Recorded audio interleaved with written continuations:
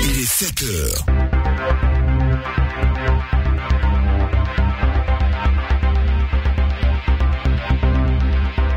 Le journal magazine du dimanche, la seconde partie dans 10 minutes. Les sports avec Fernand Kouakou, puis la littérature au cœur de cette session à 7h20. L'ouvrage du jour s'intitule Objectif à réussir. Pour l'heure, Astacie Dibé s'installe pour le journal Les Dominantes. Les soldats du 4e bataillon d'infanterie de Korogo ont leur tout premier bâtiment cuisine. Construit par le ministère de la Défense, il a été inauguré vendredi par le Premier ministre Amadou Gon Coulibaly. Lutte contre la déscolarisation des jeunes filles et des kits scolaires pour la rentrée prochaine ont déjà été remis aux meilleurs élèves de Méagui. C'est une initiative d'un cadre du département. Objectif, inciter la jeune fille à s'intéresser à l'école. Et puis la campagne électorale se poursuit en Turquie en vue des élections anticipées du 24 juin.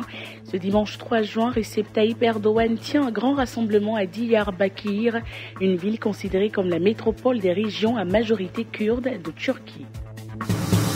Bonjour Asta. Bonjour Rachel. Le gouvernement soutient la communauté musulmane en ce mois de Ramadan. En effet, 7 tonnes de riz, 2000 litres d'huile et une tonne de pâte alimentaire d'une valeur d'environ 15 millions de francs CFA. C'est le geste de solidarité et de partage du gouvernement à 74 structures et personnes physiques de la communauté musulmane dans ce mois de Ramadan. Ce don a été fait à la Grande Mosquée du Plateau par le ministère en charge de la solidarité. À travers cette action, le gouvernement veut aider les plus démunis à vivre une période de jeûne paisible. Professeur Mariatou connaît. Pour cette édition de l'opération Ramadan, le ministère de la Solidarité espère à travers ces gestes très vivement que ces dons permettront à des personnes et à des familles en situation de difficulté de vivre le Ramadan dans la joie et dans le bonheur partagé. Puisse Dieu le tout miséricordieux agréer nos œuvres dédiées à sa gloire, dans le sens de la consolidation de la paix en Côte d'Ivoire, dans le sens du vivre ensemble et dans le sens de la solidarité. Nous comptons également sur vos prières afin que les échéances électorales à venir se fassent dans la paix, dans la sécurité et dans le respect des règles du jeu démocratique. La ministre de la Solidarité, Maria Doukoné, est dans le même élan le chargé de mission du président de la République de Côte d'Ivoire, Ouattara Lassina, dit l'ASPR, a entamé une tournée pour la remise de plats chauds et kits alimentaires dans les différentes mosquées et centres sociaux du district d'Abidjan. Ces dons qui se font après la rupture de jeûne en début de soirée visent, selon le donateur, à soutenir et à partager le repas avec les musulmans dans ce moment de pénitence. Le chargé de mission du président s'est dit fier et heureux de partager ses plats avec ses frères musulmans. Ces dons se font grâce au soutien du président de la République, Alassane Ouattara. On écoute Ouattara Lassina au terme de sa tournée débutée depuis le mardi 29 mai dernier. C'est un mois de partage. Dieu a toujours dit qu'il faut partager. Et le président a demandé que je passe de mosquée en mosquée pour partager tous ces plats à nos frères musulmans. Et je crois que c'est une très bonne idée. Si chacun d'entre nous pouvait faire ça, vraiment, beaucoup d'hommes allaient être contents partout. Le président aime ça, aider. Et parce que lui ne peut pas faire tout. Donc nous qui sommes à côté, on doit sortir et donner et partager. Chaque jour, on a jusqu'à 2500 plats. Et sans oublier, il faut donner les dons au nom du président, il faut donner les sacs de riz, les sacs de sucre, avec une enveloppe à pu, pour que les gars puissent aider dans les mosquées. C'est pas facile. Voilà. Les soldats du 4e bataillon d'infanterie de Korogo bénéficient désormais de bien meilleures conditions d'hygiène. Asta. En effet, le tout premier bâtiment cuisine construit par le ministère de la Défense a été inauguré par le Premier ministre Amadou Gon Coulibaly. Et il y a eu une rupture collective offerte donc aux visiteurs et aux jeûneurs. Certains soldats ont livré leurs sentiments sur l'inauguration de cette nouvelle cuisine. Jean Ouattara Bassali, il y a un grand changement. Nous considérons que vraiment l'étape ça commence à aller. Nous sommes fiers. Sergent Emma m'a servi de la bouillie, un peu de beignet, du thé, un peu de raisin. Avant, c'était pas facile, mais vraiment, ce soir, je suis très contente. Et je remercie Monsieur le Premier ministre. Monsieur Coulibaly Sendo. C'est le tout premier repas de la toute première cuisine. Oui, effectivement. On est très très ravis d'avoir notre nouvelle cuisine. C'est la joie totale pour nous. Voilà, donc vraiment on remercie le ministre de la Défense qui continue de faire beaucoup pour nous. C'était pas du tout facile, mais à l'arrivée de la nouvelle cuisine, ça va nous aider beaucoup. On est vraiment satisfaits. Radio Côte d'Ivoire. Première sur l'info et le sport en Côte d'Ivoire, vous écoutez le journal. Lutte contre la déscolarisation des jeunes filles. Des kits scolaires pour la rentrée prochaine ont été remis aux meilleurs élèves de Méagui. C'est une initiative d'un cadre du département. Objectif inciter la jeune fille à s'intéresser à l'école. Sam Conan. Les meilleurs élèves filles de Méagui n'ont pas de soucis à se faire pour la rentrée scolaire 2018 et 2019.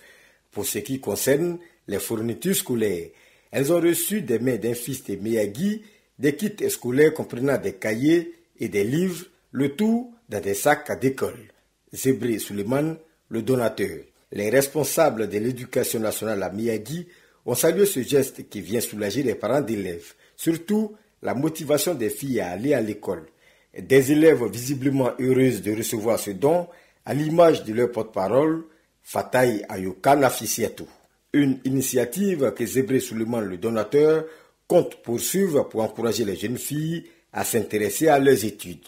Samkouna Méagui, Radio Côte d'Ivoire. Le Parti du peuple de Côte d'Ivoire, PPCI, lance officiellement ses activités. Le PPCI vient de présenter ses statuts et règlements intérieurs à ses militants. Par la même occasion, le tout premier président du PPCI, Keï Mélène, a été intronisé. Il soutient que le Parti du peuple de Côte d'Ivoire compte apporter un changement au paysage politique ivoirien. Keï Mélène.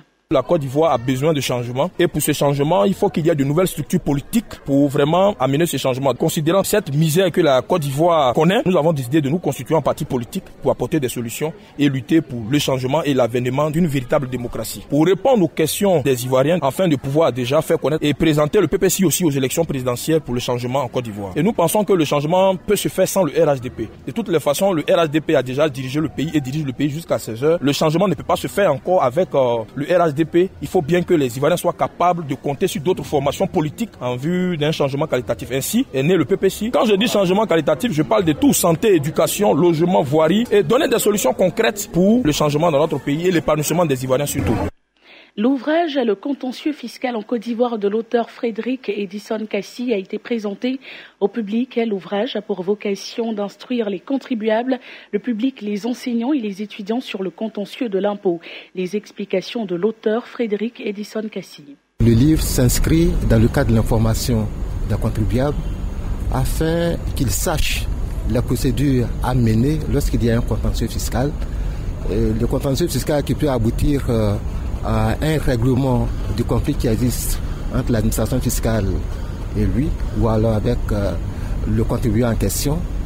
Et le contribuable, en principe, méconnaît les règles de procédure. Le citoyen ne paye pas l'impôt, l'État n'aura pas de ressources. Vous savez que l'État a des missions, c'est d'assurer le bonheur des peuples vivant sur son territoire. Mais si l'État n'a pas les ressources qu'il faut, évidemment, il ne pourra pas assurer ses missions régaliennes.